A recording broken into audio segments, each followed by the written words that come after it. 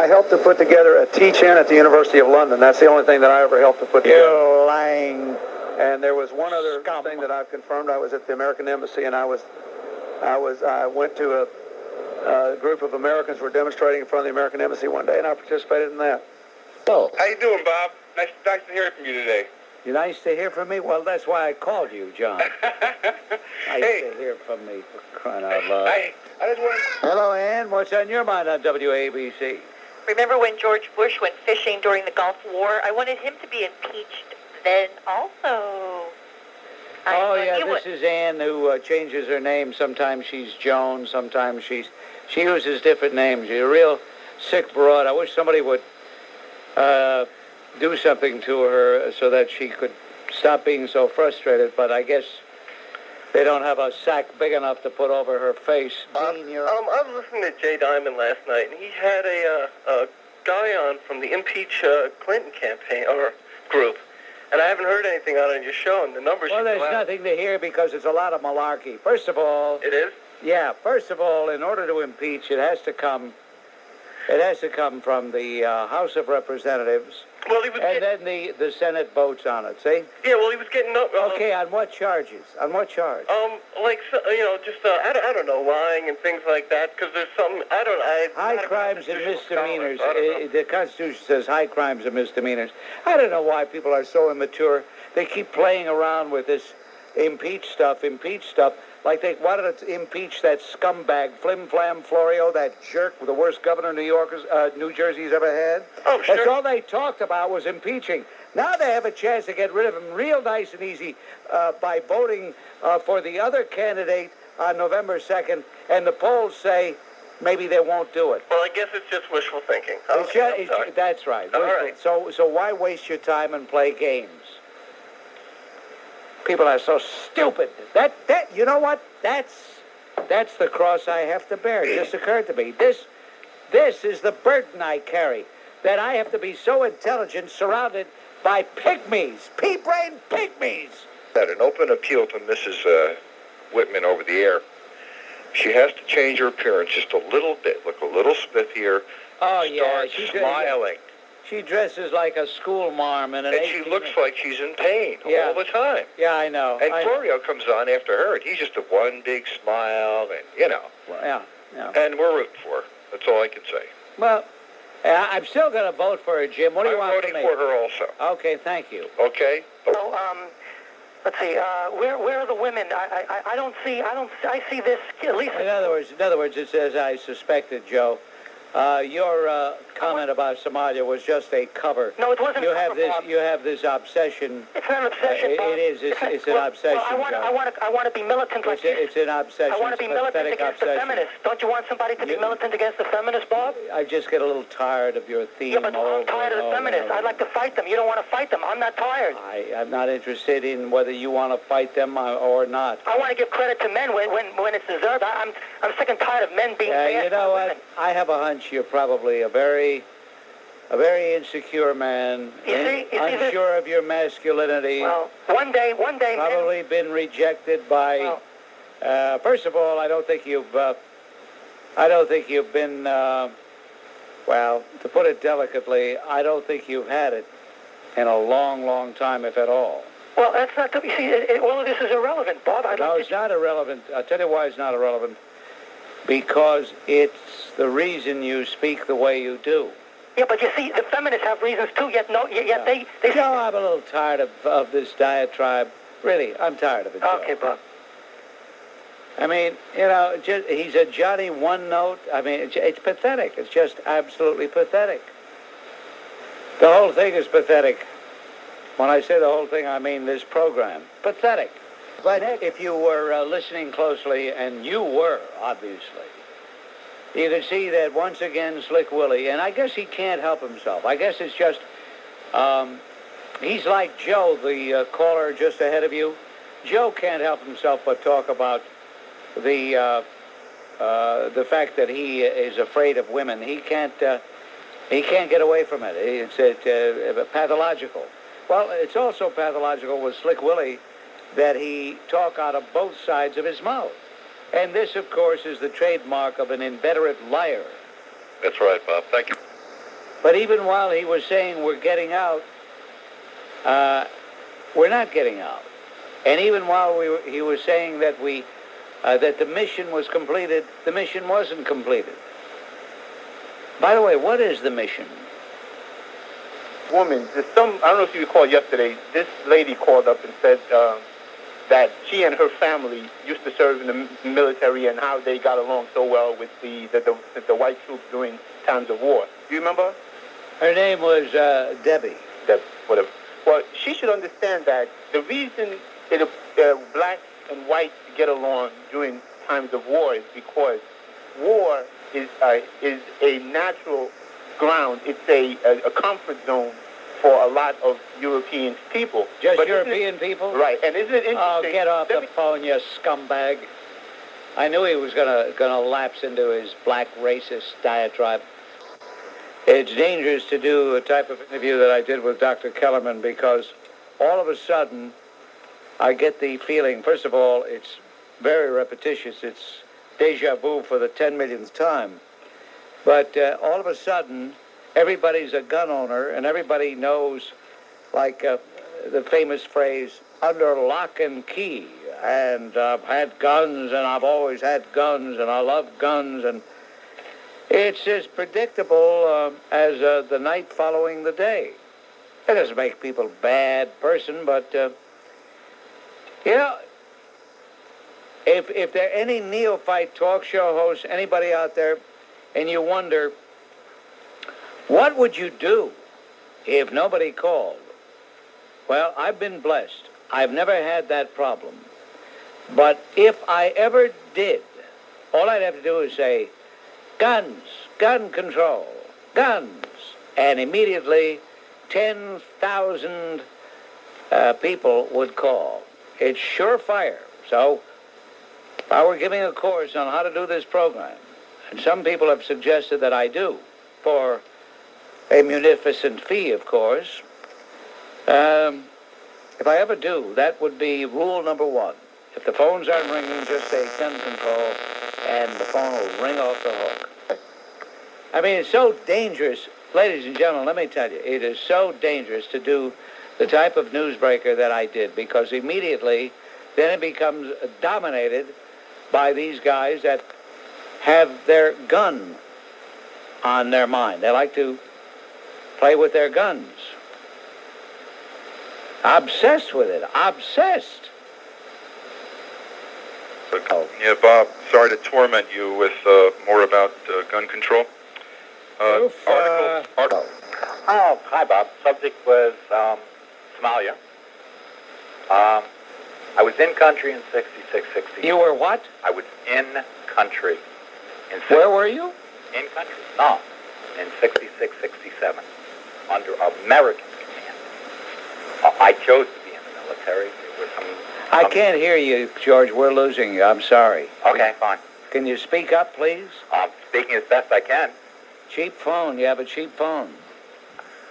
All right, let's try it again. Go ahead. I was in country, or in Norwalk, 66, 67, under American command. I am concerned about our boys that are now over there under a foreign national command. Okay. That's it? I can't believe that Clinton has turned over the commanding of our military to a foreign national officer. This is insanity. Well, I don't know why everybody's so surprised. What did you expect from this piece of garbage? What did you expect from him? He has no military experience personnel. He hates the military. He said it. He said it in a letter. He said it in a letter that he hated the military. He has contempt for the military. I totally agree with you. This is our boys are over there dying, and they're not. I mean, it is. You know what infuriates me, George? It isn't like we didn't know this about the skunk. I did. I didn't. Well, I know, but there weren't enough of us. Look, he carried New York big. He even carried New Jersey. Well, liberal. Liberal. I don't know. New Jersey didn't vote for a Democrat president in 28 years, yet they voted for this scum. I chose to go into the military, but I was under the command of American officer. Right, you were. You were under the command of an American. Thank you very Whether much, we George. were right or wrong. Yeah, right, George. But now our men are under command of a foreign national? Thank you, George. Okay, George made his point 4 times. 4 times he said it. So I guess we get the message. All I can do is tell you that I am one of the few people who back in December of 1992 said we had no business going in there. The hell with them. The World Health Organization has pointed out that there have been more people starving in Sudan. Why did we go there? Angola. Why didn't we go there? Mozambique. Why didn't we go there? Why Somalia? I'll tell you why. Because the damn media, CNN, and a couple of other outlets kept showing the same people shooing the flies away as they starved. For all we know, these people weren't starving to death at all.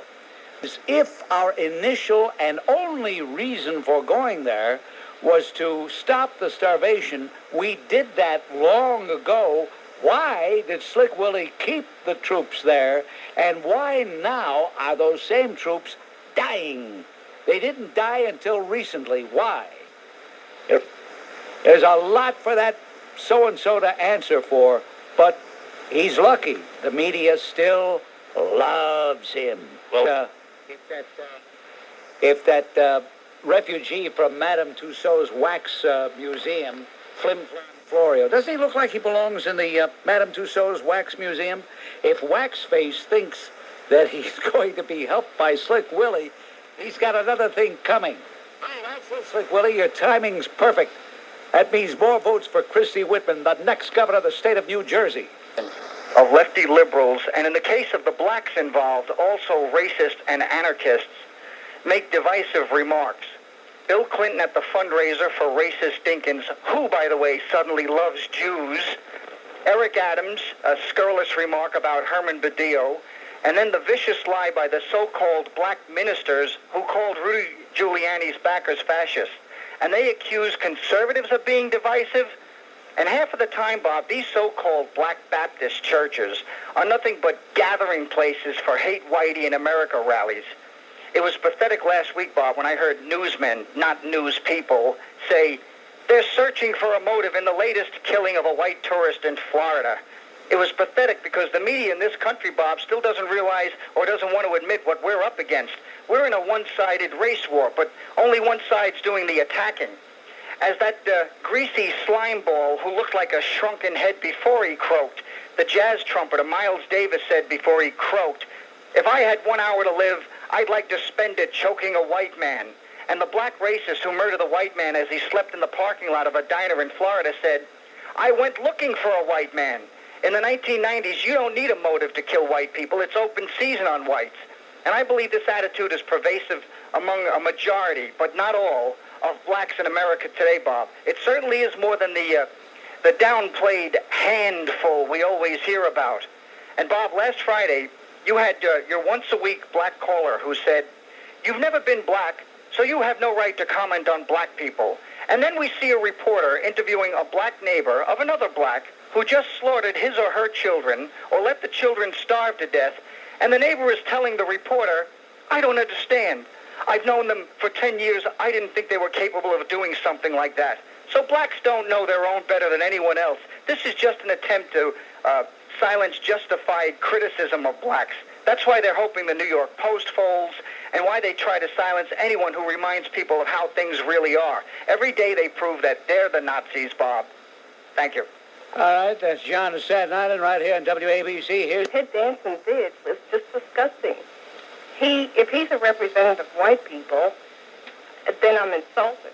It is obviously disgusting. Oh, you know what? You're such a pompous, fake, phony fraud. No, Mr. You're such a fake. If he's a representative, we're not representatives. We're just individuals. Ted Danson is Ted Danson. I'm me and you're you, for heaven's sake. Okay, and don't come on with all that crap. Mr. Grant, First of all, it was a roast. Secondly, Whoopi Goldberg wrote the material. You don't think Danson himself was that clever to come up with that material? She wrote the material, for heaven's sake. All right, Mr. And fourthly, get off my phone.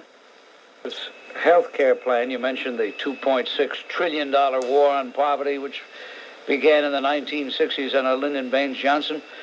You say that, I believe this was in your syndicated column on Thursday, October 7th, that the Bill Clinton's great health plan is starting to leak. Well, I mean by that people who are examining it are finding several things about it that weren't advertised by its sponsors. Number one, it is an invitation for the most massive bureaucracy in the history of America. 50 different state agencies, and they, in turn, governed by a central health bureaucracy, dealing with insurance companies with a thing called gatekeepers, who then deal with the doctors, who then deal with people like you and me. Number two, the predictions about its economic sufficiency don't pass anybody's test. Pat Moynihan said it was a, quote, fantasy.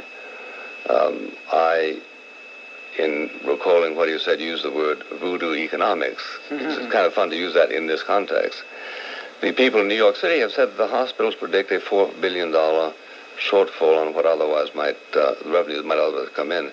Now, here is, I think, what the responsibility of the Republicans is, and that is to defeat it as one more federal colossus, but to come up with reasons why we're not going to increase the price of health by 7 or 8% every year. The differential. The notion that we stopped spending on the public sector under Reagan is, of course, incorrect. The notion that we forfeited revenues under Reagan is also incorrect. What happened is very simply this, that the government began to spend more and more and more. Reagan was given neither the constitutional amendment he wanted to make that illegal, nor the line item veto that he wanted, and under the circumstances, he left himself helpless to such inquiries as yours. All right. Thank you, Biff. Slick Willie, the most indecisive president we have ever had, now has zigged. Yesterday he zagged, but now he's zigged, ordering 6 destroyers to patrol the waters off Haiti to enforce the UN sanctions. I have to laugh at what a gung-ho guy Jesse Jerkson has become. He said we ought to send in troops. We ought to send in troops armed. He's all set to fight for Haiti. Hey, Jesse, why don't you go there and become the potentate there? By the way, speaking of Jesse, much to the disgrace of the Teaneck, B'nai B'rith Anti-Defamation League, they disgraced themselves. A guy by the name of Rothschild was honored last night at the Greenpoint Hotel, I believe it was. Maybe it wasn't the Greenpoint. Doesn't make any difference. You know, the guest speaker was, now mind you, this is an ADL, Anti-Defamation League, B'nai B'rith, dinner, and they really disgraced themselves. Any self-respecting Jew would have stayed far away. Guess who the guest speaker was? That's right, Jesse Jerkson. And they probably paid him a big fat fee too. He doesn't go to anywhere unless he gets paid. So those of you who were there, hang your heads in shame. All right, I can hold my head up high because unlike so many of my co-citizens, my fellow citizens, I am not saying only in private whispers in corners one thing and then in public saying something else. What I say in private, I say in public. And I wasn't all that thrilled to go out to Ben's Best Deli anyway. I'm not that fond of Ben. He's one of these guys who takes it for granted that if a guy goes out there, he should be grateful to get a dill pickle and a stale corned beef sandwich. I remember about a year or so ago, he treated me like I was some hired help.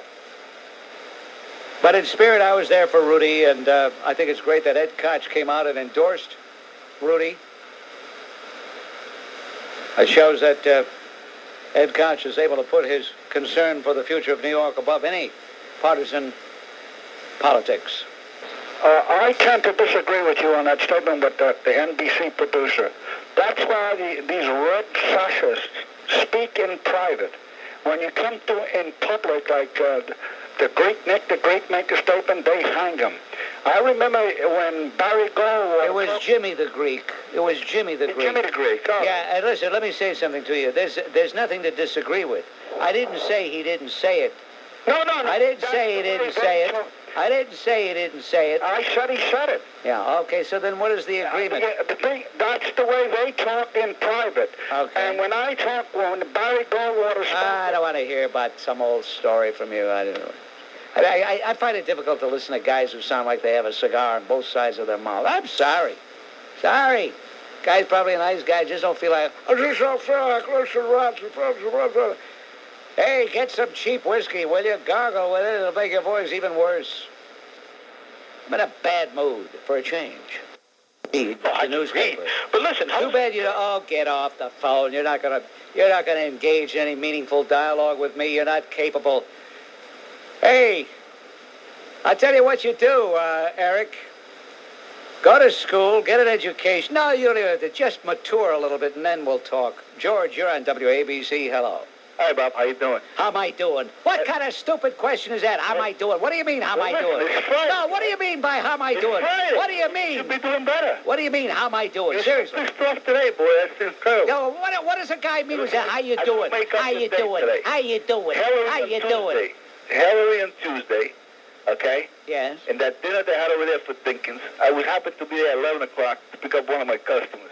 One of your customers? Yeah, and the place looked like a New York lesbian convention over there. I mean, 30% or 40% of the women over there was nothing but lesbian. Maybe they were trying to make Hillary. Who knows? I don't know. Hey, listen. She wouldn't mind. Hey, and let me tell you, the rest of it, walking out of there, who walked in there? But Jose Torres, man. The guy who used to... Yeah, Jose Torres, he's nobody. He's a non-person. Who the hell is he? Nobody. Let me tell you something. I told you I was going to make up your day. Jim Breslin, you know, he used to write the column for him at the Daily News. Jim E. Breslin? Yeah. Yes. He used to write a little column for him. He used to pay him off to write the column for him. The guy gets a check. He can write. And he used to get $166,000. $106,000 a year from the governor of Puerto Rico in the New York office to Lilia Velasquez. And rumor was that he was checking up with her. You know what I mean? And this jerk, all these bumps, you know, came over here to this meeting for Dinkins over here. I think that's disgrace. The Spanish people should know exactly what's going on with this thing. They got everybody in the bag over there, getting money left and right, you know. You know, you're all right. You're all right, George. I told you I was going to make your day, didn't I? You did. I mean, you sound so horrible. No, you know what it is. I tell you know what happens. Sometimes, even when we say one thing, we don't really walk the way we talk. And I keep saying, don't take things too seriously. Don't take things too seriously. Right. And then I read all this garbage, and it gets to me. And I try to keep it from getting to me for one simple reason. It's not good for me, and it's not good for the audience if I get too emotional about it. Well, and so I try. But, George, when I read that article about Jeff Grelnick, it just, I came unglued. Yeah, I know. I can hear the feeling to the phone when you were talking about that. Yeah. So, well, listen, have a nice weekend and cool it. Yeah, George. We need you know that. Well, okay, George, how you doing? I'm doing all right. Okay, pal. Okay, buddy. All right, bye. Take care, bye.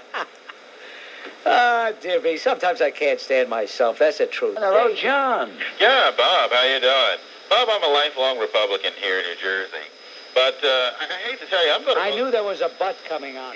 I knew there was a butt coming on. I knew it. I knew it. Because you're a fake, you're a phony.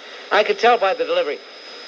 Somebody told this guy, call and say you're a lifelong Republican, but you're voting for Florio. Because you notice he said, Bob, I'm a lifelong Republican, like he was reading. Ladies and gentlemen, if there's one thing I pride myself on, it's the ability to tell when a person is sincere, when they're speaking from the heart, and when they are pretending. That's a Democrat scumbag pretending to be I'm a lifelong Republican, and I want to... Forget it, pal. It's not going to work. Not with me. Okay, bursting into your home without search warrants, okay? FBI Director Herbert Hoover doing all his strange activities. From 1947 to 1962, we had a real, very, very serious personal liberty problem. We had arrests without warrants.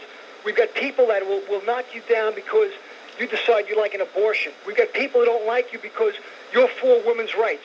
We've got all kinds of strange things happening right now in the name of conservative thinking. In the name of conservative thinking? Sure. In the name of We've got conservative religious thinking. people telling us how to think. When meanwhile they're doing all kinds of odd things. It's unfair, Bob. You're not trying to tell us how to think? Right now. Oh, shut up, you jerk. Trying to respond to this Gavone. Why is it Gavones always have their voices and they're always like that? You know why? Because they're shouting at bowling matches, football games. Their whole lives are spectators. They're spectators. This guy's a spectator scum. As a failing, why just let them go by the wayside and let everybody be unemployed when the government can jump in, fill in the spot? Are you serious? Yes. In other words, risk capital doesn't mean a thing anymore, huh? Does that mean if the business succeeds, then shouldn't the government take some of the profits? No. If the government succeeds, in other words, they should all go as the non-profit. Yeah. In other words, it should You're all in the wrong country, you dope. Get off my phone. Can't believe it. I can't believe it. Start a business, fail, and call the government and say, hey, the business didn't make it. Bail us out. What a jerk. Take him out and shoot him, will you? Who's going to change that? We had a poor excuse for a president come in town a week ago yesterday to campaign for another poor excuse for a mayor. And he said that people have got to stop voting for people just because they look like them and not be afraid to vote for someone who doesn't look like them. Well, that should apply to everybody. That should apply to everybody. But when he said it, he was talking to whites. He, being a typical white liberal, pandering political whore, was talking to whites, as though whites were the only one that might be capable or guilty, as the case may be, of such emotional voting. And I hope that until I draw my last breath, whenever or wherever that may be, that I will continue to speak out against this crippling double standard that we have placed around our necks. First, I want to give a message to Mario, especially in unison with you at my count of 3. Here I go. 1, 2, 3. Mario, ascendame to the proprio spacim. And he is, Bob. Thank you.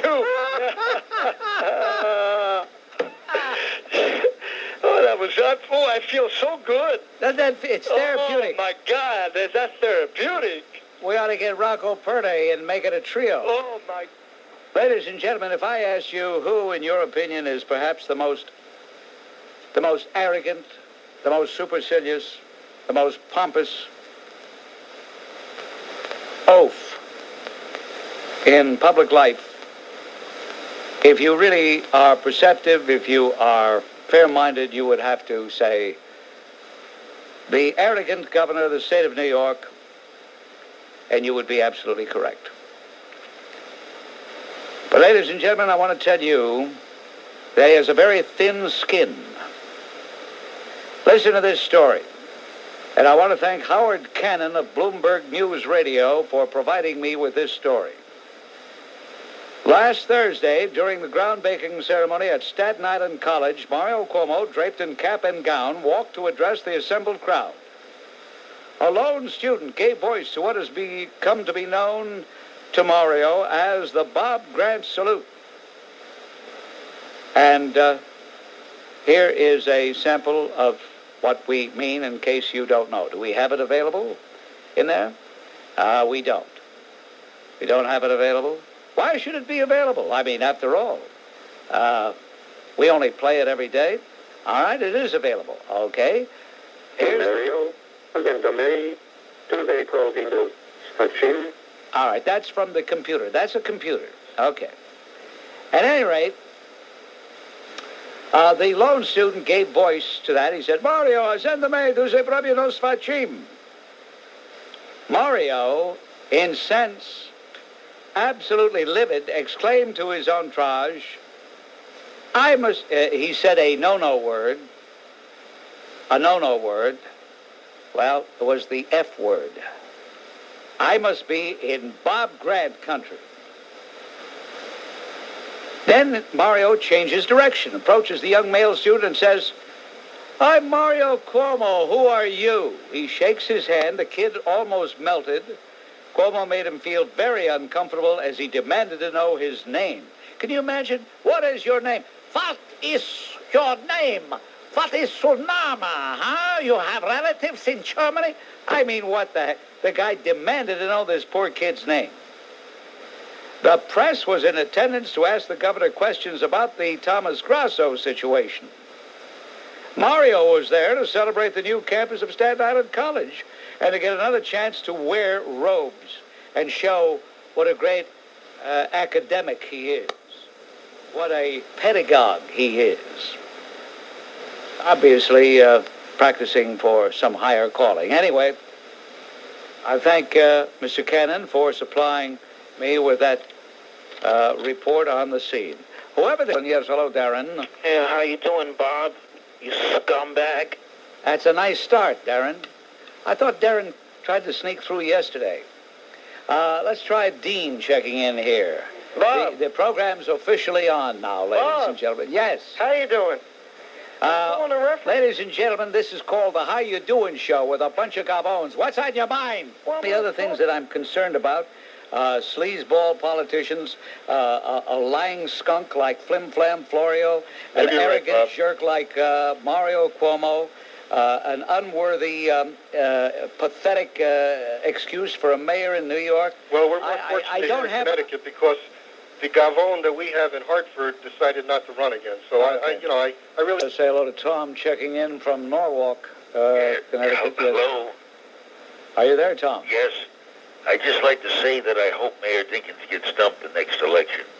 Tom, why did you leave the Bronx? What are you doing calling from Norwalk? Visiting a friend. And you're using his phone, making this phone call? Yes. Are you going to pay for the call? Are you going to reimburse him? He's out now. I'm going to stick him with He's out now. That's what you do. When he finds the bill, it'll say 203-862-9222. He'll wonder, I didn't call. Well, what are you worried about him for? Why? Anyway, what are you worried about I'm not worried about him. I just want to expose you for what you are. Anyway, Bob, Mayor Dinkins, I hope that he leaves the mayorship soon. Like the lady said, we can't take it anymore. Well, I'm glad to hear that you're on the right side of this issue, Tom. I have hope for you. Thank you. Okay. All right, with the police officers. And, all right, they might have gone a little too far, but they didn't do nothing compared to what was done to Reginald Denny. And First of all, you're making a terrible mistake. You're falling... Who's that in the background? Just people who work here. Well, you'll have to change jobs the next time you call. Vito, you're making a mistake because this is what those skunks want you to do. They want you to equate the two. There is no equivalency. One has nothing to do with the others. So you've fallen right into their trap. All right, Bob. Well, thank you. Okay. Thank you, Bob.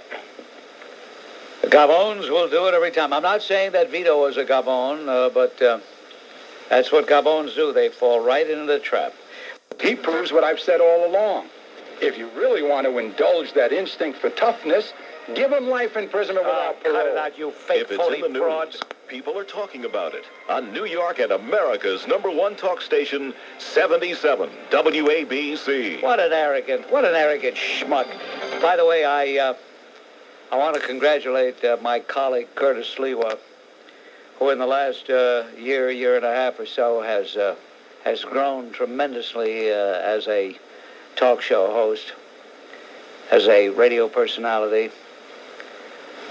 just made great strides, and I understand that he was magnificent this morning, did not buckle, was not intimidated by the Sfachim, who loves to intimidate people, and I must say has been successful at it with many, many individuals. The pusillanimous majority of American people are committing one crime after another, and I think it is a crime when you give in to the stormtroopers. They only want more. Now maybe we can forgive Reginald Denny for his idiotic performance, embracing the mothers of the savages who attempted to kill him, who bashed in his head. Maybe it was that very same bashing that, oddly enough, rendered this man a pathetic shadow of his former self. I mean, there are those of us who are saying some very harsh things about Reginald Denny, and I don't like to do that because the man was beaten brutally, lied in a hospital bed on the critical list for weeks. We all saw, all too clearly, the thugs, the mutants, the savages, the beasts, the primordial bipeds who threw everything they could get their hands on him, a fire extinguisher, a brick, kicking him, throwing other objects as he's lying prone on the street. Why was he lying prone on the street? Because they dragged him out of his truck. Perhaps we can forgive Reginald Denny. You know, there's a saying, he's lost his marbles. Well, they took his marbles away, and yet it was nauseating to see him hug the very ample forms of the mothers who unfortunately spawned these mutant beasts. Well, he should be very happy, Reginald Denny should be, because he got his wish. And what was his wish? That he would be completely healed from the beating administered by the savages? No, his wish was that Henry Watson would not have to serve any more time in jail. And for the first time in nearly a year and a half, Henry Watson is a free man. He was processed and released today, just after the final verdicts in the so-called Reginald Denny beating trial. Our horns blared a welcome as he arrived back in his neighborhood. They greeted him back in his neighborhood like a triumphant warrior back from battle with the enemy. And it was appropriate that they do that because as far as that neighborhood is concerned and as far as Henry Watson is concerned, he is back from battle. He is back from a triumphant victory over an enemy. And the enemy is anybody with a white face. And that means you schmuck, who probably will kiss his tush if you had the chance. Very good today. And how are you doing? What's on your mind? I didn't ask you how you were. Oh, basically, this whole trial and this mistrial now that it is in Los Angeles has me outraged because I would like to know, did they or did they not positively identify the men in the video with the defendants? What else can they possibly need as far as they have videotapes, they have witnesses? What do they need to prosecute these people? The assurance that the savages will not riot. I agree with you, but I just like to know why. Is that what you think it is? Yes.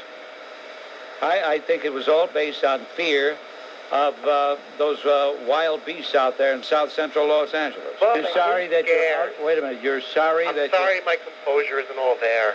Oh. I'm just outraged by the fact that I know that I'm not being protected. I pay $15,000 a year in taxes, and I know that I cannot be protected walking down the street to get my paper in the morning, and that hurts, Mr. Grant.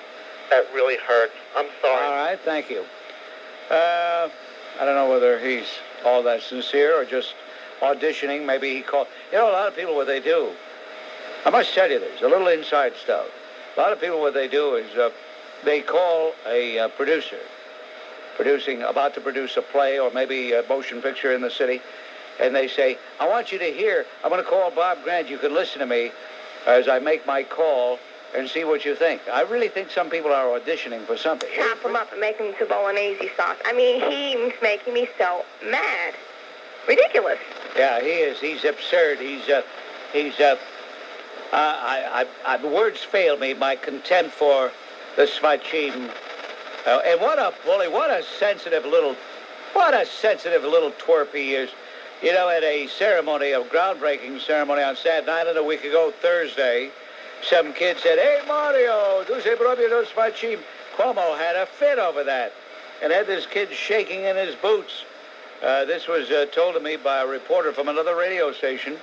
And I'm Mario Cuomo. He says, what's your name? The kid should have told him, none of your business. Well, you're not supposed to say Cuomo, and you're not supposed to call Mario. That was something I remember. When Dan Quayle referred to him as Mario, that was supposed to be an ethnic slur. I never heard of an ethnic slur being just saying a guy's name. Thank you very much. You're welcome. I'd like to ask you is this. I had sent you a tape insofar as Florio Free in 93, really characterizing the governor here in New Jersey. I was wondering if you received that. Yeah, so what? So I received it. What, did I have time to hear it? Well, do you think I already had time to hear it? I don't know, Bob. Well, I didn't. Okay. So what does it say that's so new? I mean, why? What's on the tape? You know, I make a mistake. I give these tapes to Bob Busey, who works theoretically, ostensibly for me, and then I don't see these tapes. I don't know.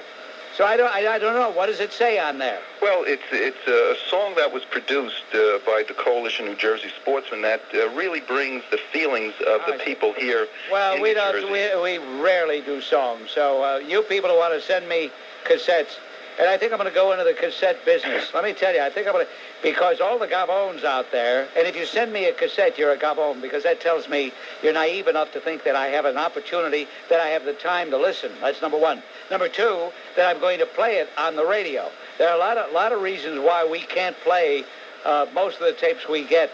We can't play them on the radio. Did you know that? No, I didn't. Yeah. That I did not know. Yeah. But ladies and gentlemen, do not send me audio tapes anymore. I don't want them. I promise you this. I will not listen to an audio tape. I'm sick and tired of people sending me audio tapes. I have no room to move around. You think I'm joking? I don't understand the Gavones out there. I'll send Bob this tape. It'll floor him.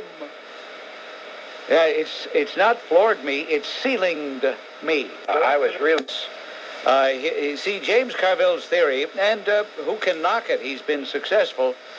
His theory is that whether you're the incumbent or the outsider, you act like you're the outsider. You act like you're attacking an insider. So here you have Flim Flam Florio, the biggest taxer in the history of New Jersey, or any state for that matter, a liar, a man who's been surrounded by corrupt people, a deceiver, a fraud, a phony, a guy who is very well-to-do but keeps trying to make people think he just escaped from a Red Hook flop house, a man who is trying to pit class against class, a guy who only recently is trying to move to the right, and people are dumb enough to think he was always there, a phony who has his stooge Ace Alagna create all these Italian Americans for Florio clubs, and you're not even supposed to mention that Flim Flam Florio's mother, God bless her, was Irish. I hate to get involved in this because anybody who's listened to me for any length of time, especially going back to my first broadcast here in New York, know how repelled I've been at ethnic campaigning. I despise ethnic campaigning. See, the implication of an ethnic campaign is don't vote for me because I'm capable. Don't vote for me because I have a good background. Don't vote for me because I will be a dedicated public servant. Vote for me because I've got a last name that you might like, or I've got a complexion that you might like. And so they've got these phony Italian Americans for Flim Flam clubs. And you know, one of the reasons I'm talking about it now is I ran into a Gavone the other day who said that was the only reason he was going to vote for Florio. And I said, well, fine. I said, what he ought to do is have a club called Irish Italian Americans for Flim Flam. He said, what do you mean by that? And I told him, I said, well, not that it makes any difference, but his mother's Irish. Now, this Gavone says, oh, yeah, well, maybe I won't vote for him. I mean, you know, it's... In other words, what I'm saying is Flim Flam Florio is a low-class, conniving, backstabbing, sneaky politician who has gotten away with murder, and thanks to James Carville, is conducting a very specious campaign. But that really touched the nerve with me. When they're an insider and they campaign like they're the outsider, that really boils me. James Carville, I got to hand it to you. You have contempt for the American voter. You have concluded that the New Jersey voter was particularly stupid. And who knows? You might be right. He's Curtis Sliwa talking about Mario and how he hadn't been forthright in this Grasso issue. Bob, within minutes. I know. The Svachim called. I know all about it. Since he does listen, may my daughter please send the man in lieu of a governor a message? Yeah, but he won't call this program. No, but we know he's listening. Oh, absolutely. Oh, listen, I get reports. There are little spies, people who work around the governor who do try to want to reveal too much because they'll get fired. But they tell me that he just gets so burned up. The names he's called me are unprintable and unspeakable. But go ahead. Well, but the worst thing about what the Svachim has done in the Grasso episode is he lied. Yeah. To me, that is the most unforgivable thing that a politician can do is lie. He said he had to insist on the return. The court said that had he not insisted on the return of Grasso, Grasso would have remained in Oklahoma. Yeah. What the court did say, and this is where the Svachim tries to confuse the dummies. What the court did say is once the governor makes the request, we, the court, do not have the power to reject that request. So once again, hey, Svachim, I know you're listening, you skunk. You lied again, and you got away with it, you skunk. Mario, send to me. You say, you know, Svachim. At a pathetic guy's head. When people can see that guy dragged out of his truck, when they see something that some people thought was a lamp being thrown at his head, and then are told later that it wasn't a lamp, it was a fire extinguisher. When they see the Hottentots cheer and dance with glee because they have pummeled this guy, pounced on him, and for all they knew, had killed him.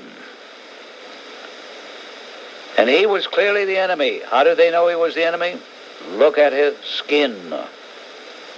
Look at the color, or lack of color, as the case may be, of his skin. That's how you could tell he's the enemy. He's not some poor working stiff who happened to be driving his truck through that area because he was doing his job. No. He was an enemy. An enemy on foreign soil. Foreign for him and almost fatal for him. And what is equally disturbing is to read the self-deception practiced by these members of the jury. The doublethink practiced by these members of the jury. The games they are playing with themselves to try to make an absurd travesty seem like a wise Solomon-esque decision. And so we have all lost even those of us 3,000 miles away who were nowhere near that truck, we have all lost. And it is indeed a sad day for America, even for some of those people who are rejoicing, even for some of those people who are celebrating. Because inevitably, that same anarchical mindset will devour them as much as it devours you and me. But devour is the word, ladies and gentlemen, devour, because we will be devoured by this. America is becoming a cauldron which is boiling a stew of mayhem, strife, and racial war.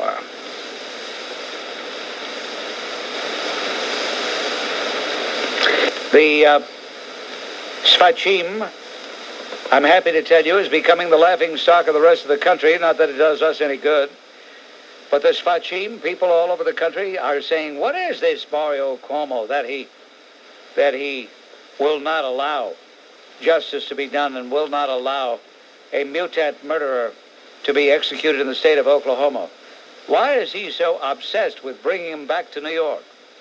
And did you hear his strident, hysterical bleatings on the news a moment ago, taken from a talk show he does up in Schenectady or Syracuse or wherever the heck it is? Now, I must tell you, in all sincerity, when I heard it, I thought it was Jay Diamond doing the best Sfachim impression he's ever done. It really sounded more like Jay doing the takeoff on the Sfachim than the Sfachim. You're losing your marbles, Sfachim. You jerk. And I'll tell you something else, you jerk. Don't ever try to intimidate anybody who says, Mario, azendame, tu se propio no Sfachim. Don't try to intimidate anybody. Like you did that poor kid out there in Staten Island. All right, on WABC, Abdullah checking in. We haven't heard from you, Abdullah, in a couple of weeks. Where have you been, on vacation? Yes, little vacation. Yes, I like to say that I agree with the Reginald Denny verdict in the trial. No kidding! What a surprise! Finally, some justice in America for blacks. What a surprise that you agree with the exoneration of these mutants. What about the mutants that killed Eleanor Bumpers, huh? That cop was a real man, huh? Shotgunning to death an old black grandmother that can't even walk, huh? That makes him a man, huh? You know, I have to laugh at guys. I have to laugh at guys like you. Yeah, I have to laugh at you too. Okay, I'm laughing. Ha ha. There's Abdullah after a vacation, a well-earned vacation, I might add, because licking those food stamps is hard work. Peter, you're on WABC. Hello. Okay, Abdullah came back from vacation. Maybe Frank of Queens will come back from vacation. I don't like these guys that make such an imprint on the audience that when they don't call for a couple of weeks, people start asking about them. Hal? Bob, I lost all sympathy for Reginald Denny when he spoke from his hospital bed and said he forgave his attackers. And that was before he hugged the parents and shook the hands of those heartless, racist, anarchist defendants in the courtroom. You know, if he's so indifferent to what they did to him, then I'm sure he wouldn't mind if they have a second go-around. And if he wants to be a good Christian about it, let him be one at his own expense, not at the expense of other good-hearted people who will now be the future victims of those vicious killers, now that the jury was in all likelihood influenced by his guilt-driven, magnanimous attitude. You know, does Reginald Denny think that he's going to endear himself to these racists by showing forgiveness, Bob? These anti-white haters look at understanding and forgiveness on the part of whites as weakness to be taken advantage of and an admission of collective guilt. They don't respond to kindness and forgiveness. They're emboldened by it. I don't want to hear any more lies from the black community about our unfair double standard justice system anymore either, Bob. There is a double standard in favor of blacks. There isn't enough time on your show, Bob, to list the litany of court decisions that have been reached out of fear in favor of blacks in the last few years. You know, Adolf Hitler said, terror will always succeed unless opposed by equal terror. Well, it looks as though terror is winning out in this country, Bob, as whites stand by.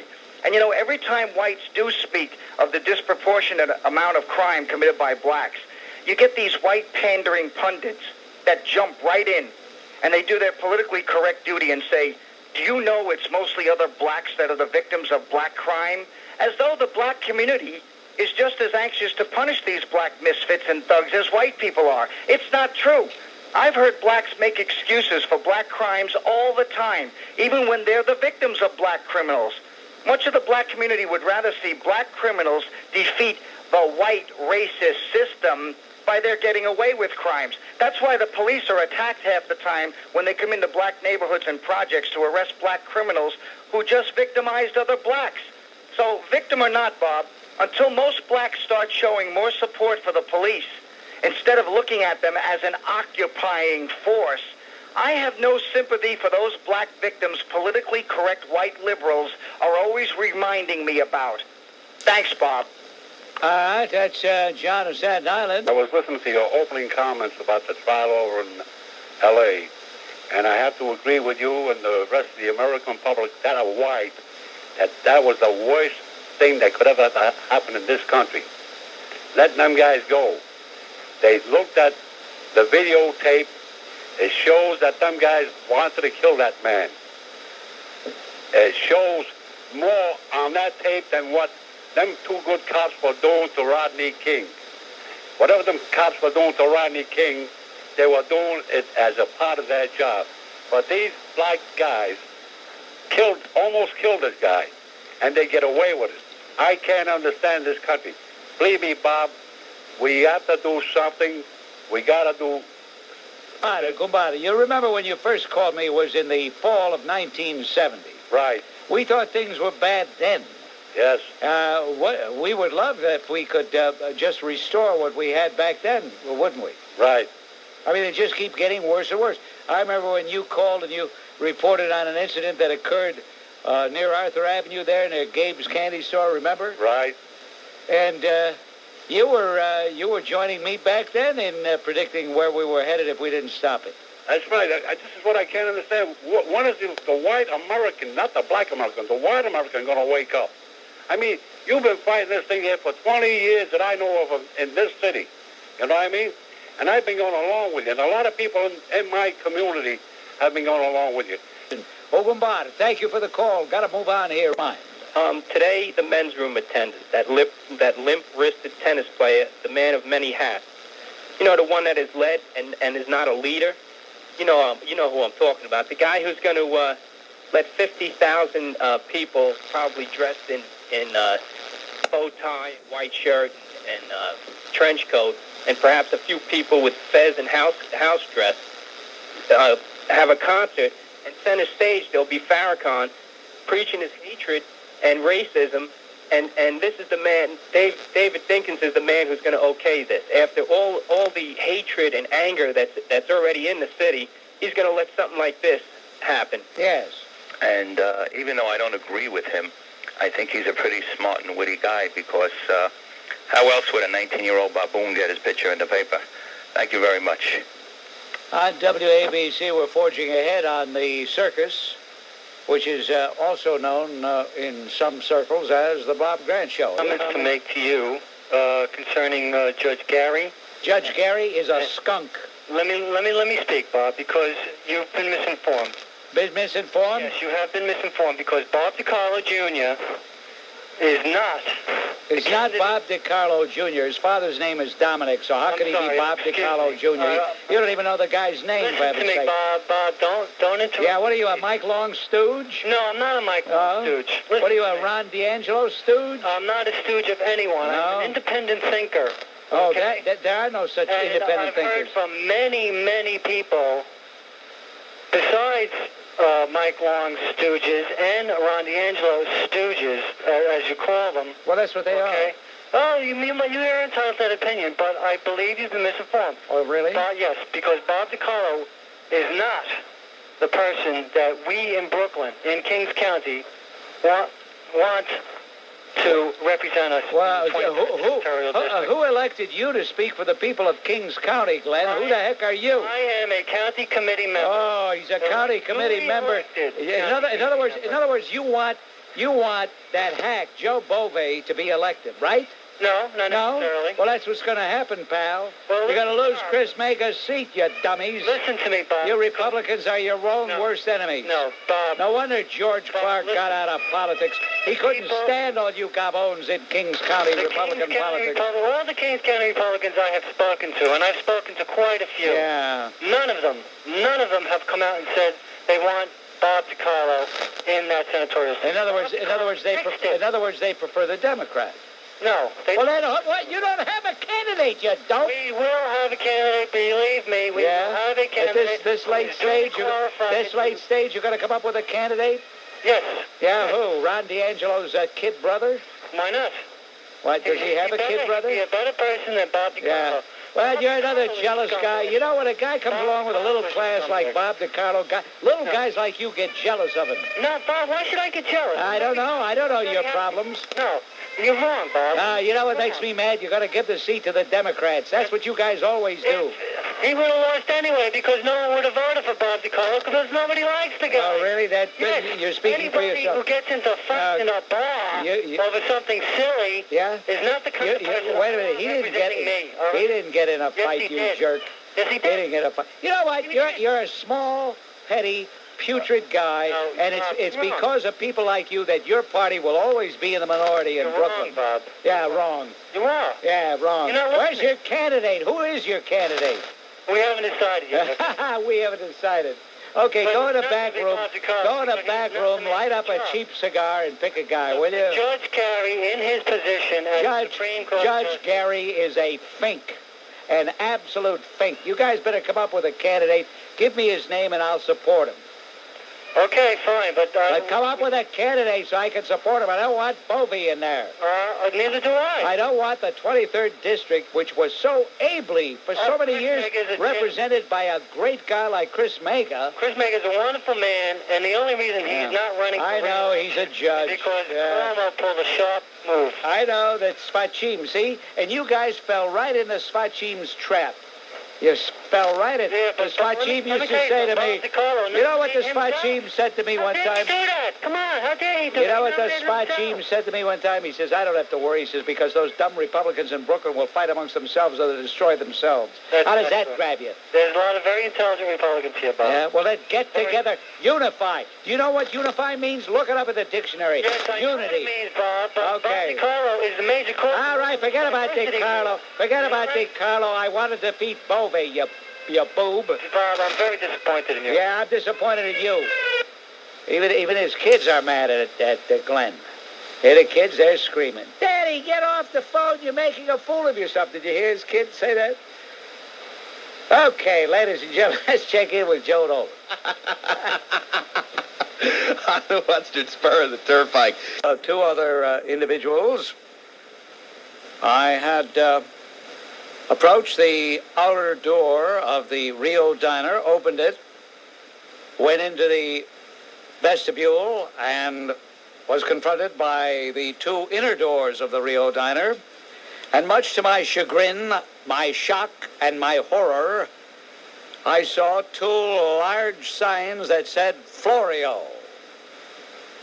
Immediately, instinctively, I ripped those signs down. I walked inside and I saw the handsome young George Farakis, the franchise himself, and I asked him what these were doing up, and he said, well, don't blame me. I didn't put them up. Lo and behold, who did put them up? I'll tell you who put them up. Those and 7 other signs all over the place. Flim Flam Florio himself. Because lo and behold, there he was in a rear booth campaigning. Well, he's got a right to campaign, but to go inside an establishment, a private establishment, and put up his signs is absolutely the height of sophomoric activity, to put it mildly. And he was there with a couple of guys who lied to the people, said they wanted to be mayors of their respective towns. Well, they don't want to be mayors. They want to be mayors and senators and assemblymen. These sleazebags were there with Flim Flam. I just can't believe the gall. But I guess if you don't have unmitigated gall, you don't go into politics. That's it. If you're not blessed or cursed, as the case may be, with an overabundance of chutzpah oozing out of every pore, I guess you don't go into politics. Moving right along, Bob. I had to have a barf bag on hand for the past 2 weeks as I watched those hucksters from Washington wheel into town, starting with Slick Willie, Madame Hillary, and then the Wooden Indian. And then yesterday they wheeled out this joker who was handing out checks to the man who we call in lieu of a mayor. This was such a joke and a travesty as he handed back to the people in New York their own hard-earned dollars and made it look like the man in lieu of a mayor was responsible for bringing those dollars back into the city. It was despicable display on behalf of the White House. They don't give a damn about David Dinkins or New York City. They only care about the minority vote, and that's what they're looking for in the next presidential election. It has nothing at all to do with David Dinkins. Well, yeah. As a matter of fact, that Jadrul in the White House has been campaigning. He hasn't stopped campaigning yet. I wonder if he really knows he's the president. That was okay. Reginald Denny, the beating he took, I don't know how far it scrambled his brains, but all of the hugging and handshaking and the recommendation for leniency was absolutely despicable. I mean, it's one thing if he wanted to testify without rancor, without any hatred or whatever you want to call it. I don't care what emotion you want to attach to it, what name you want to attach. It's one thing to testify in a dispassionate manner. It's another thing to actually embrace the brood sows, those despicable brood sows who spawned those vicious white-hating warriors. Good evening, Bob. I was driving in Washington the other day, and I just thought I'd share with you and your listeners a very humorous bumper sticker that I saw. It said simply, first Hillary, then Jennifer, now us. Quite opportune, huh? We don't know if it was first Hillary, but yes, I get it. From Queens. Hello, Jim. Yes, hello, Bob. Yes, I wanted to say, Bob, you know, you are a disgrace to America to get on public air and a disgrace to America. How do I qualify as a disgrace to America? Do I speak for the American government? To talk about get off. You can't even talk with that obvious speech impediment caused by your physiognomy, which really isn't your fault. You can't help it. Nature played a dirty trick on you. Last night? No, I was occupied with the making of a videotape, and I didn't see 60 Minutes. It was pathetic. What do you mean, cry like a baby? What? Babies I thought you were against people that cry like babies on TV, and you ridicule them and make fun of them. No, I do not. When did I do that? Oh, I thought there was a woman that cried once, and you went on and on about it for days. Well, I was talking about Patricia Schroeder, who had no reason to cry, but you've got me wrong. Crying is a very human emotion, and there was a long time that men thought they weren't men if they cried, but... It's all right for men to cry, but not women. No, on national TV. Hey, what the hell do you want, you jerk? What are you trying to do here? You scumbag, slimeball, bitch. Oh, I hate people like that. Kind of put words in my mouth. This is New York and America's #1 talk radio station. I despise people like her. Hi, Bob. I'm calling this evening because I have rage. Uh-oh. And let me tell you what I have rage No, about. you're not saying it right, Eddie. You got to say, I got rage. Well, I've got rage, Bob. And let me just tell you why. The government is spending about $12,000 to build a 2-room jail suite for Sheikh Omar Abdel Rahman. Besides the traditional bed, sink, and toilet, Abdel Rahman will have his own shower, and a conference room with table and chairs at the Metropolitan Correctional Center. Bob, they're treating this slime ball like a head of state. Won't they come to school? Can anybody understand this guy? What has he got in his mouth? Mush? Drug-free. The teachers want to teach understand that this guy? environment. Parents want that environment. But oftentimes, a few gun-carrying, drug-pushing bullies can dominate the whole scene, and they're trapped under these clouds of fear. If it's in the news, people are talking about it on 77 WABC. I'm very alarmed, although not really surprised, that there should be virtually no reaction. I say virtually no reaction because there's been a little bit to a statement made by a man who never once, and I defy you to find an example where I'm wrong, who never once stood up for America, who never once defended America against, whether it was Saddam Hussein, the Ayatollah Khamenei, whether it was Muammar Gaddafi of Libya, whether it was Hafez al-Assad. I could go down a whole list of names, Leonid Brezhnev, a whole list of names, adversaries, happy to say, most of them former adversaries, at least former to the extent that their threat has been negated, or they have shuffled off this mortal coil. Nevertheless, never once did he stand up for America. He was always ready to condemn America. Only Ramsey Clark was equally strident in denunciation. Here's a person who is lionized even to this day by the media, who during 2 presidential campaigns was treated as though he were a worthy occupant of the White House by some members of the media, and by most members. Here's a man who, to this day, will get people to pucker up their lips, anxious to kiss his gleaming tush. Here's a man who yesterday, or the day before yesterday, told members of street gangs meeting in Chicago at a national so-called truth summit that they represent, quote, the new frontier of the civil rights struggle. The new frontier of the civil rights struggle. He's talking to members of street gangs. Street gangs. And the word gang is appropriate because these are gangs. These are not community action groups who meet in assemblages to discuss issues. These are not groups who get together in local churches or church basements to talk about what needs to be done for the community.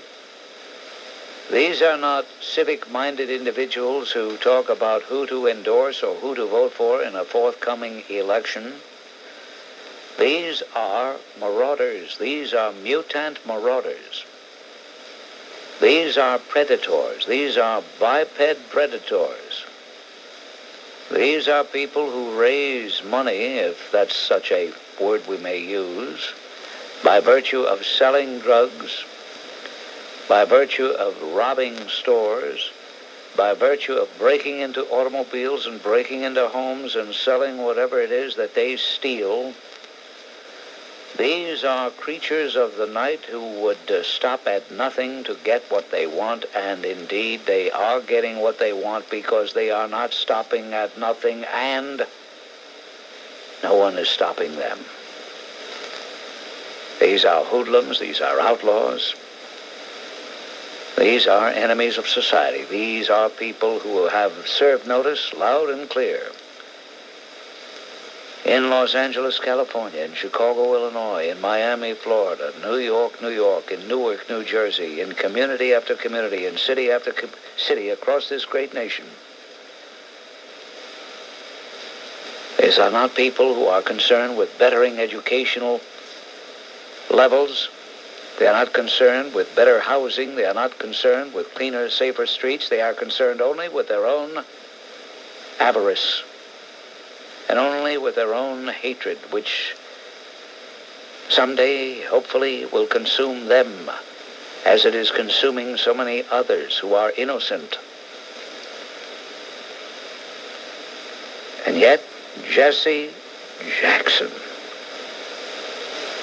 has either the gall or the stupidity to say to these outlaws, you represent the new frontier of the civil rights struggle. But let us reflect on that. Let us think about that. Let us not just shrug it off as some rhetoric that is meaningless. One thing about Jackson, and you will never catch me guilty of calling him Reverend, because there's nothing reverend about him. But let's make no mistake. He is shrewd, he is cunning, he has his agenda.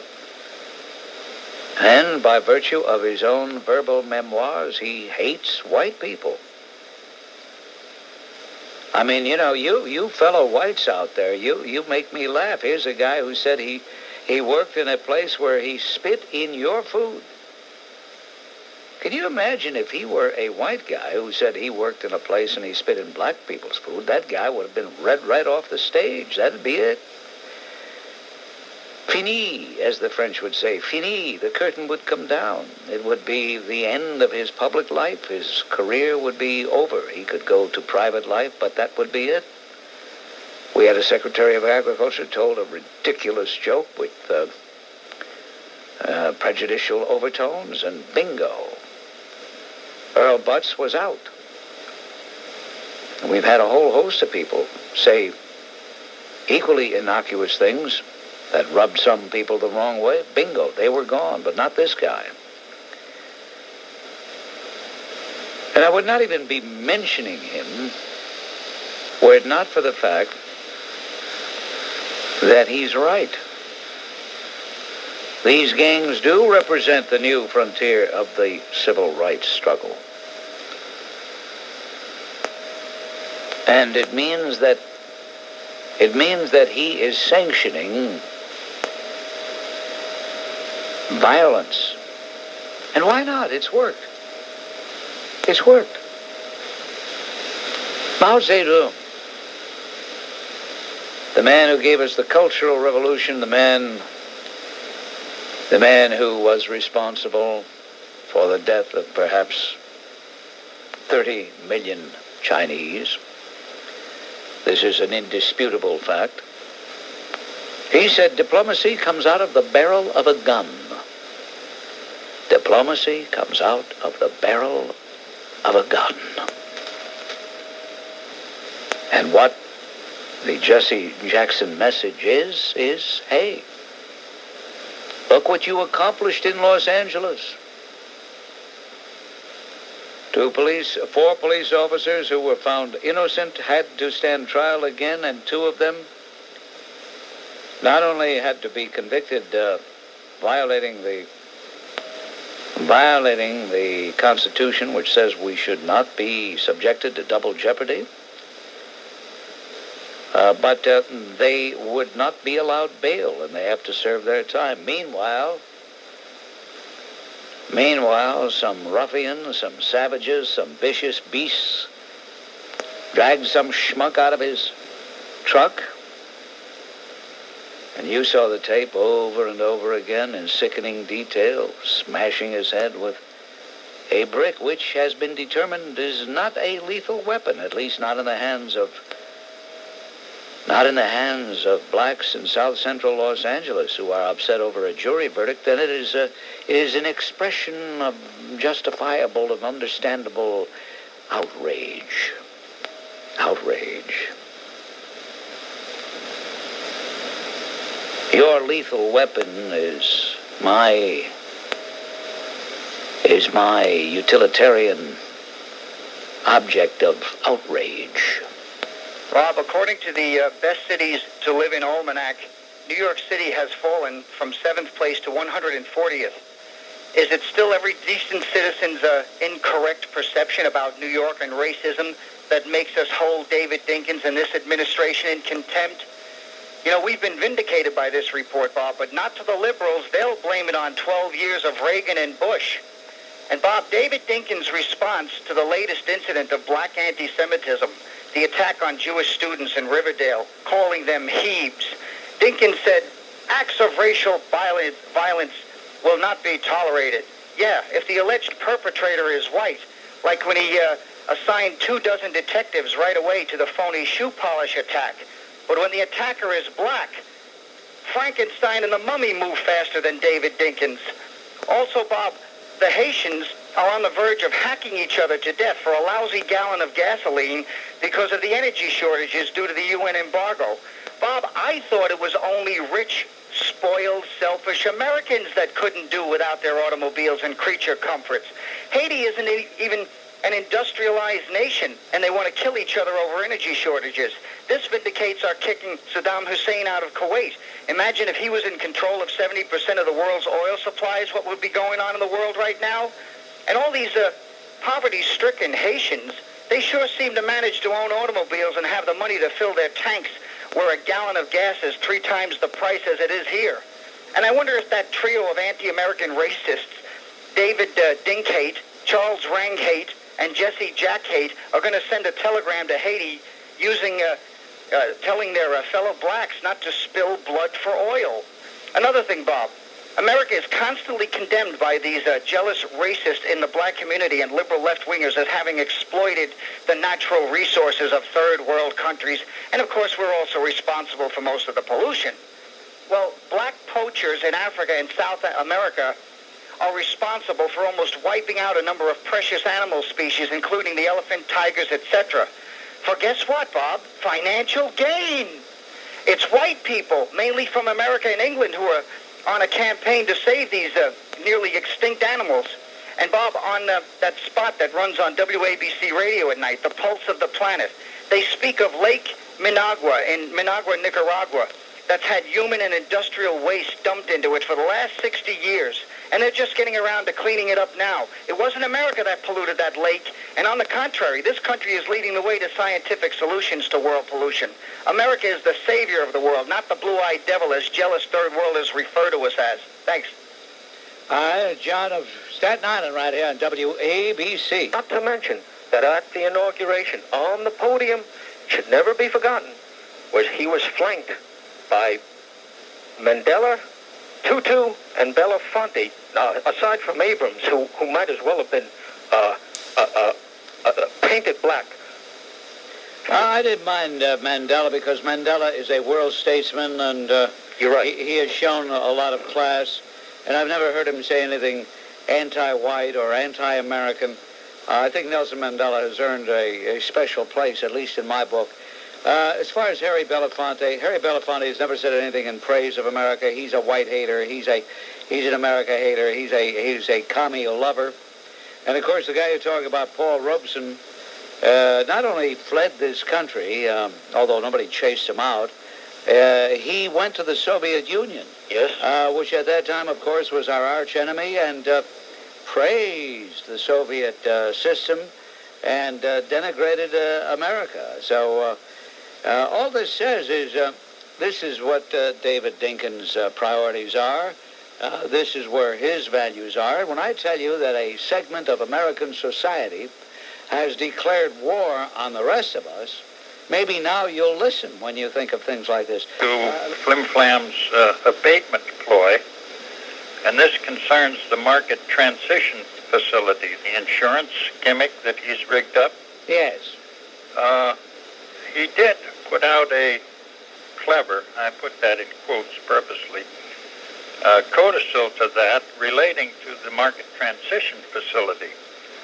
I have been unfortunate in being on that role for 2 years, and they notify me that I will be eligible. I read the title. Please read this notice to see how you can save money. Yes. I will be eligible for removal from that list next year, thank God. But yes. I might add that my fee under the MTF plan has run for 2 cars a total of 9,000.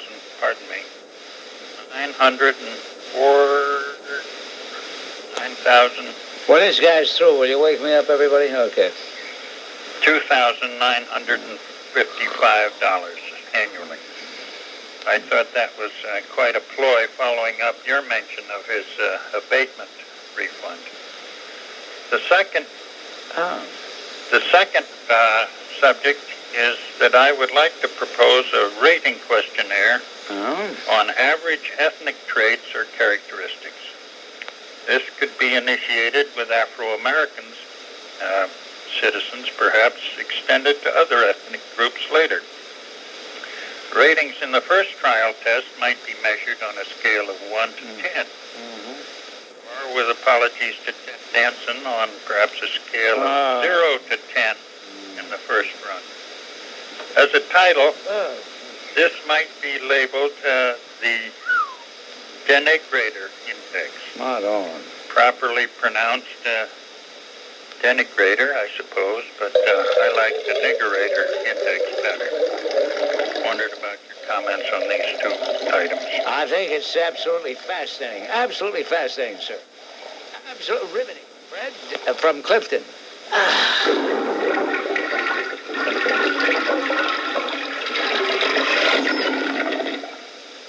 Riveting.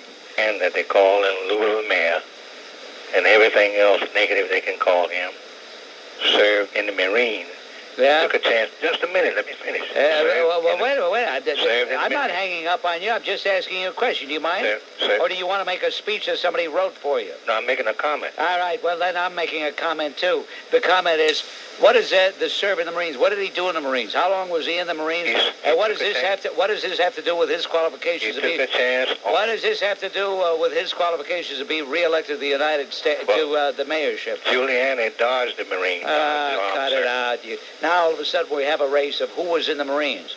I was in the Marines, therefore you should vote for me. I wasn't in the Marines, therefore you shouldn't. But he dodged the Marines. I didn't know the Marines drafted people.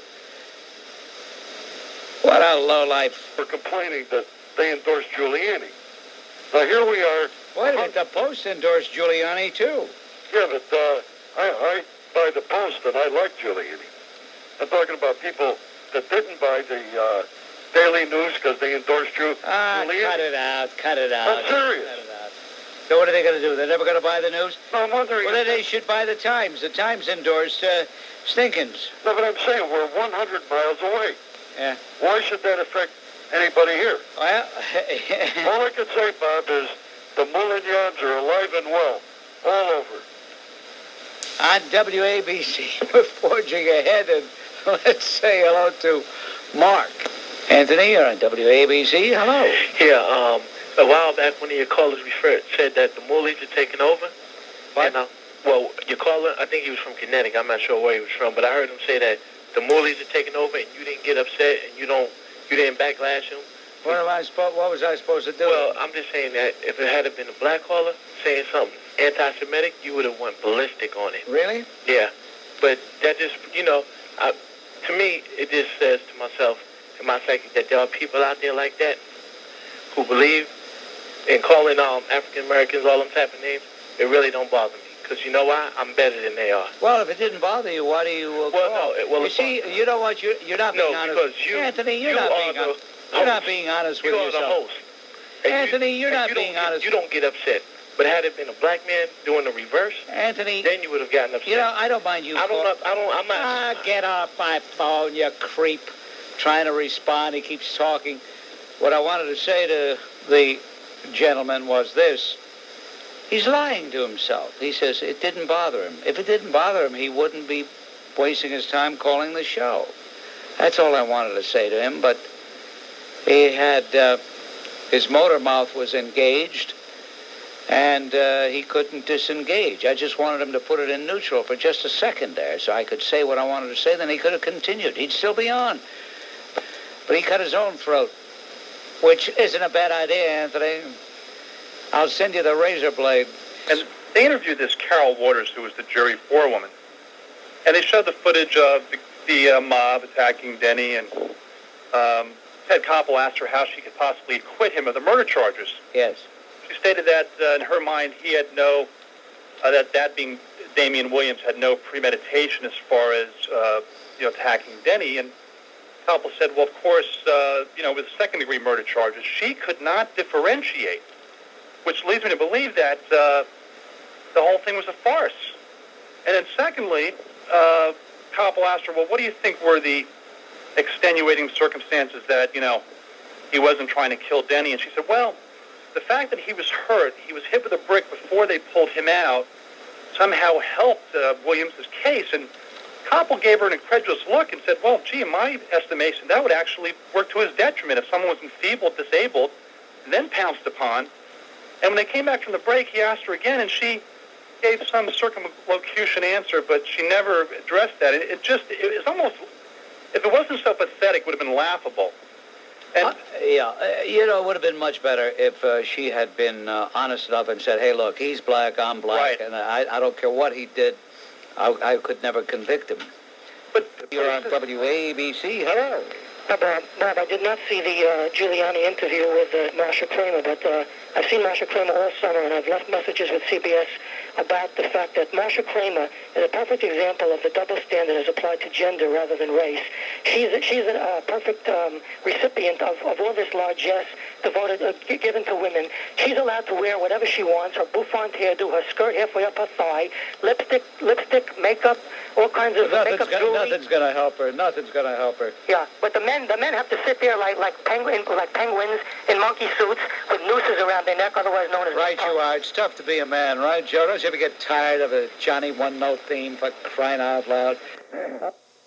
In the 7th election district in Monmouth, Aberdeen, we've had a big Republican turnout here, and I think Christie's going to win by 6 to 8 points. Oh, my gosh, that much? Oh, you mean in Monmouth County or what? No, throughout the whole state. Right? Oh, my God. I'm saying 6 to 8 points, Bob. Right on. What We're going to do it, and November 2nd, 1993 will forever be known in the metropolitan area as Scumbag Elimination Day. Oh, I like that.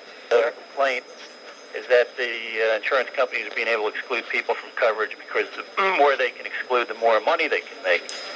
Now, the hypocrisy there is that the majority of insurance companies in this country are mutuals, which by definition are not for profit. So when is somebody going to remind her of that? The companies like Metropolitan and Prudential do not make profits. Well, this is a person not elected to any office, not really appointed to any office, but by virtue of her propinquity with a guy that was elected with 43% of the vote, she has the mantle of being the second most powerful person in the country. And there are those people who are so impressed with her, so beguiled by her, so seduced by her, that they fall all over themselves in catering to her. I can only hope that the rest of the nation, or sufficient numbers of the rest of the nation, realize that this is a super bitch who does not deserve one scintilla of respect. Quite the contrary, has earned only our scorn.